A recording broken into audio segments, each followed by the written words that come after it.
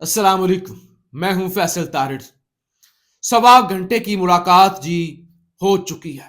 कैदी नंबर 804 ने तमाम उम्मीदों पर पानी फेर दिया है।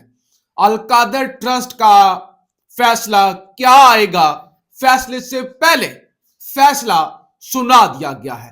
फैसल वाडा की जानब से आज प्रेस कॉन्फ्रेंस की गई है। एक लंबे अरसे के बाद उनकी वापस एंट्री हुई है और बड़े अहम इंकशाफात किए गए हैं, बड़े दावे किए गए हैं। लेकिन सबसे पहले अडियाला से क्या खबर आई है, होना तो यह चाहिए था। जिस तरह से छुट्टी वाले दिन आज अदालत जेल खुलवाई गई है, जेल मैनुअल के बरखिलाफ मुलाकात भी करवाई गई है। खान को खैर सगाली का पैगाम भेजा गया है कि देखिए, हम आपके साथ मामला बेहतर करना चाहते हैं। अब कोई और होता तो वो कहता कि वाह, इतनी बड़ी अपॉर्चुनिटी एस्टैब्लिशमेंट वाले खुद भेज रहे हैं, खुद। लेकिन कैदी नंबर 804 ने लात मार दी है। वो किसी किस्म की डील के लिए तैयार नहीं हुआ।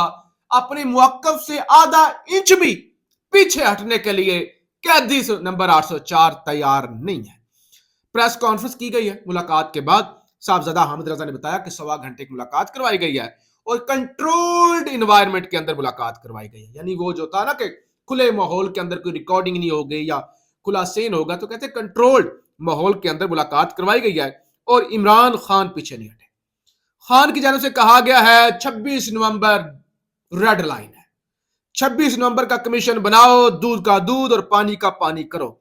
अगर 31 जनवरी तक ना बना जुडिशल कमीशन तो फिर मुज़ाकरात आप खत्म समझे।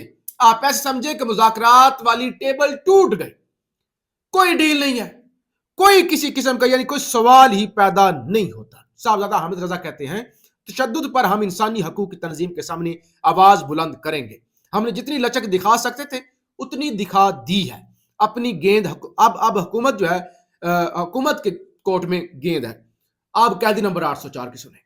कहते हैं ना एग्जेक्टिव ऑर्डर ना एनआरओ, यानी किसी किस्म की मैं फेवर नहीं लूंगा। कोई एनआरओ नहीं, कोई एनआरओ नहीं और कोई एग्जेक्टिव ऑर्डर के जरिए हाउस अरेस्ट या रिहाई की तरफ या सजा माफ की तरफ मैं नहीं जाऊंगा। कहते हैं इमरान खान अपना केस अदालत में लड़ना चाहते हैं, अदालत से ही जमानत मिलेगी। यानी बिल्कुल कोई सवाल ही पैदा नहीं होता। जुडिशियल कमीशन ना बना तो समझे मुज़ाकरात खत्म।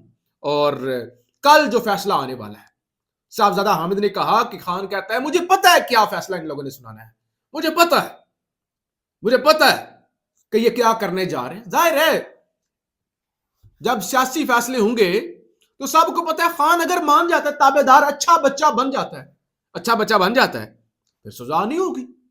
अगर अच्छा बच्चा नहीं बनता, वो डील की तरफ नहीं आता, तो फिर सजा होगी। तो खान को पहले से पता है, क्योंकि खान पीछे नहीं हट रहा। तो खान ने कह दिया कि मुझे पता है क्या फैसला आएगा, लेकिन सुन लो, पहले भी फैसले सुनाए हैं ना, इस फैसले के बाद भी तुम्हारी दुनिया भर में बदनामी होगी, तुम किसी को मुंह छुपाने के काबिल नहीं रहोगे। जबकि वकील फैसल फरीद चौधरी वो ये कहते हैं कि जो है वो अलकादर के ट्रस्ट केस में जो है वो फैसला बरीयत का आना है। कहते हैं कल जो फैसला आना है वो इमरान खान की बरीयत का आना है। कल इमरान खान जो है वो इस केस के अंदर बाइज्जत बरी होंगे, क्योंकि इस केस के अंदर है ही कुछ नहीं। लेकिन एस्टैब्लिशमेंट के सबसे बड़े टाउट फैसल वाडा जो कि बैरून मुल्क थे, आज तकरीबन कोई 2 हफ्तों के बाद उनकी वापसी हुई है। आते ही उन्होंने प्रेस कॉन्फ्रेंस की है। उसके अंदर जो उन्होंने आप कह ले बड़के मारी हैं, धमकियां दी हैं, या जो इंकशाफात किए हैं, या जो फैसला लीक किया है, कहते हैं एक तो वो कहते हैं इमरान खान के कत्ल की साजिश हो रही है, यानी खान को खत्म किया जा सकता है। जेल में ऐसा कुछ हुआ तो सियासत पर 50 साल तक असरात होंगे। ये धमकी है, ये इनडायरेक्ट धमकी है। खान ना माना तो जेल में कुछ 19-20 हो सकती है, ये धमकी दी जा रही है। इमरान खान की सलामती से मुताल्लिक खदशात है। ये इनडायरेक्ट धमकी है कि मान जाओ, मान जाओ, मान जाओ, वरना काम भुट्टो वाला भी हो सकता है। यानी किस हद तक जा रहा है निजाम, और किस तरह की यानी वो निजाम के चमचे गुफ्तगू करते हैं। کہتے ہیں 190 ملین پاؤنڈ میں سزا ضرور ہوگی. اب یہ ہے اصل فیصلہ, کیونکہ ٹوٹوں کے پاس جہاں سے آنا ہے فیصلہ, کہتے ہیں ضرور سزا ہوگی. کل سے چیزیں بہتر ہو جائیں گی. مقبول ہونے کا مطلب یہ نہیں کہ خود کو آسمانی مخلوق سمجھیں. اگر آپ پاپولر ہیں تو اس کا مطلب یہ نہیں کہ آپ کوئی بڑی جو ہے وہ توپ چیز بن جائے, آپ اسٹیبلشمنٹ کو جو ہے وہ للکارنا شروع کر دیں. اور پھر کہتے ہیں کہ آپ اسٹیبلشمنٹ سے بات کرنے کے لیے تڑپ رہے ہیں.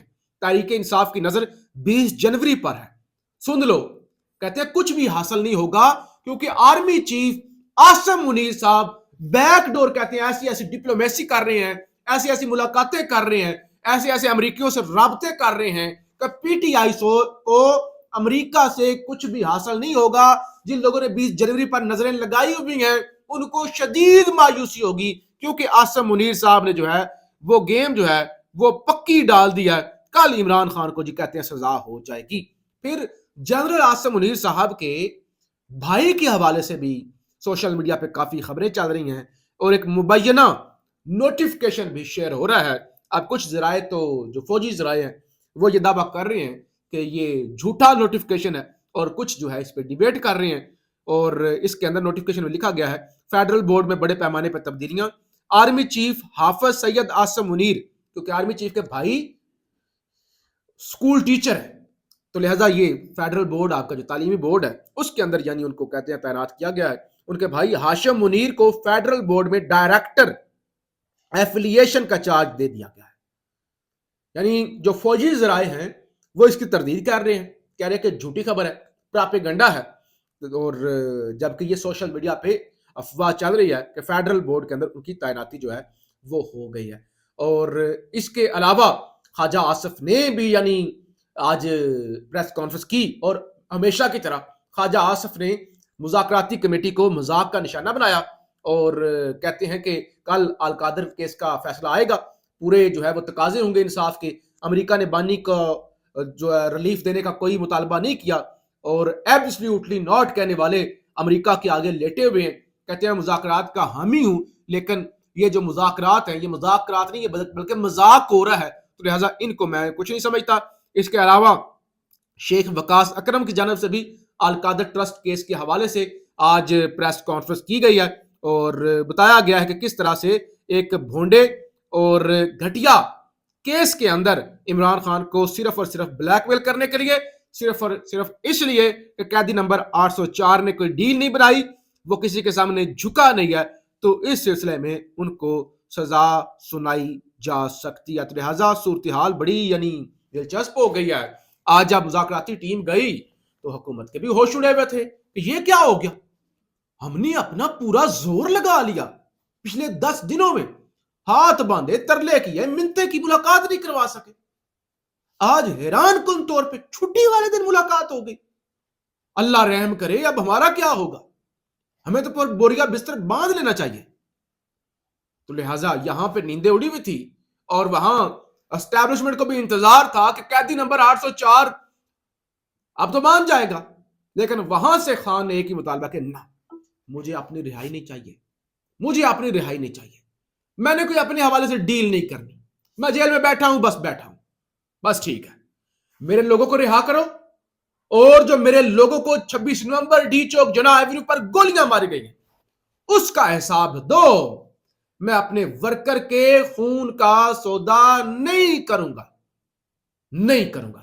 تو مختصر یہ سادہ الفاظ کے اندر ون لائنر یہ ہے کہ قیدی نمبر 804 نے آج این آر او دینے سے واضح طور پہ انکار کر دیا ہے, اور اس نے ایک ایسی مثال قائم کر دی ہے جو پاکستان کی 77 سالہ تاریخ میں آج تک نہیں ہوا, کیونکہ یہاں تو لوگ جھولیاں اٹھا کے اسٹیبلشمنٹ سے رحم کی بھیک مانگ رہے ہوتے ہیں, اور وہ پھر ان کو رحم آ جائے یا کوئی ڈیل بن جائے تو اس کے بعد وہ مہربانی کرتے ہیں.